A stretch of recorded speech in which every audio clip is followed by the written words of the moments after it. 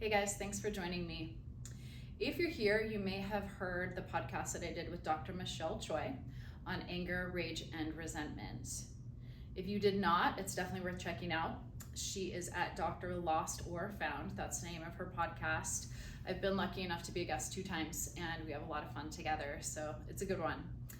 The reason we're doing this video today is to talk about one of my favorite exercises for clearing anger, rage, resentment, caginess, irritability, anything along that spectrum. This exercise, beating the bag, requires 2 tools. First, the bag. My bag has been with me since 2009. It's seen a lot of wear and tear, and it's still going strong. How you make your bag is that you're gonna take the largest bag of basmati rice that you can find at the grocery store, and you're gonna wrap it in a pillowcase, and then you're gonna wrap duct tape around that pillowcase until it's completely covered. Next, you're gonna take a second pillowcase, and then you're gonna wrap that in duct tape until it is completely covered. And you end up with this tool, which can really help you heal and process a lot of old anger issues. The next tool, dowels. I just went to the hardware store and found what felt good in my grip and then asked them to cut it in half for me, which most hardware stores will do for free.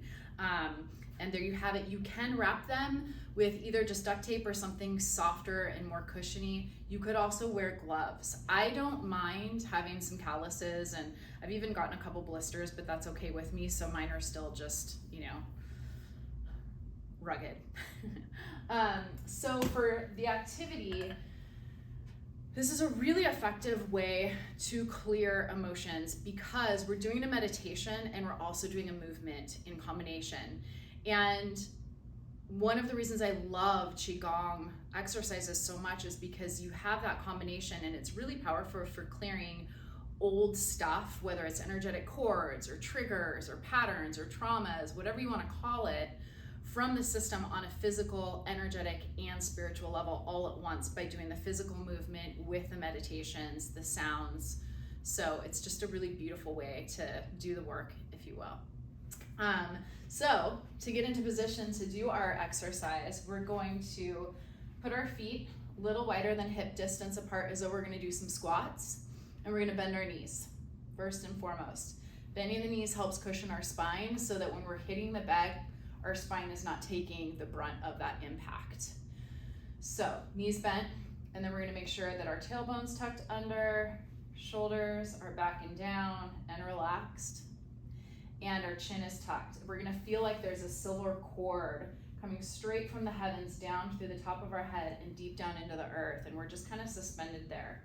And everything should sort of feel like if there were a straw going straight through from the top of our head down into the earth, there would be no kinks in it, if that makes sense. So that's your visualization for assuming the correct posture. And then just be relaxed. Same with when you're holding your dowels, you want a relaxed grip on them.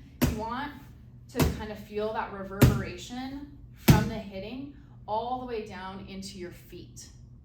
So when I hit, if I'm stiff, I'm gonna feel it. Actually, I felt that one in my elbows, or you can even feel it in your wrists if you're holding on too strong. So just relax. That's the most important thing.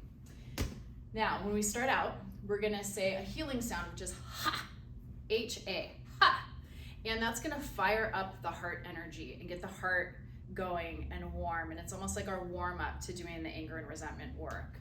And you're gonna feel it after a few times where you're just in the zone. So I'll just do it a couple times to demonstrate. You're gonna say ha on the exhale. Ready?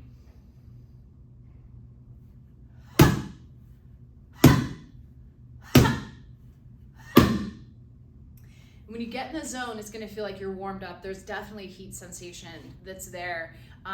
It might feel like there's an adrenaline rush, or you're in a deep sense of meditation. At some point, you're gonna feel that shift. And when that shift happens and you're in the zone, you're gonna switch to saying no, N-O, no.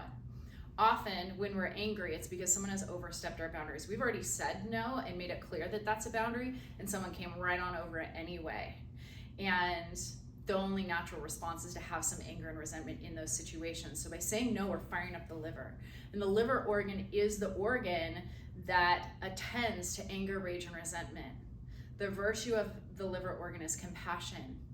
And when it gets flipped on its head and we're not given compassion, the anger is where we store that emotion, or excuse me, the liver is where we store that emotion of anger. So that's why we work to fire up the liver at this point. So second phase looks like this. No, no, no, no, no. That's it. That's your exercise. Do it for however long or short you would like.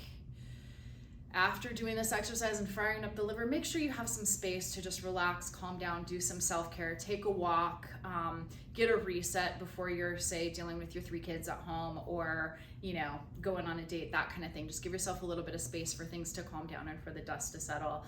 Oftentimes I like to write in my journal right afterwards because some things will come up. And the really interesting thing about this work is that when you are in the zone and you are saying no, flashes will come up. And one of my old teachers says it's like a deck of cards where you just all of a sudden these cards or these pictures just come up before you, and you see this old stuff or old people who have crossed boundaries or old, you know, just traumatic occurrences. Even smells might come up. It's really fascinating. And so give it a try, play with it, just let the magic happen, have fun, most importantly.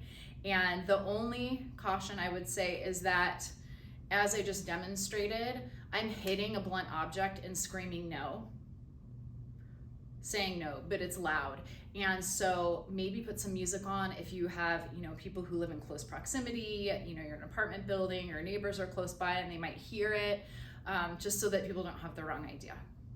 If you have any further questions, feel free to email me. It's drlish@solis.care. So it's DRLISH@SOLIS.CARE. All right, thanks so much for joining me, and I'll check you next time.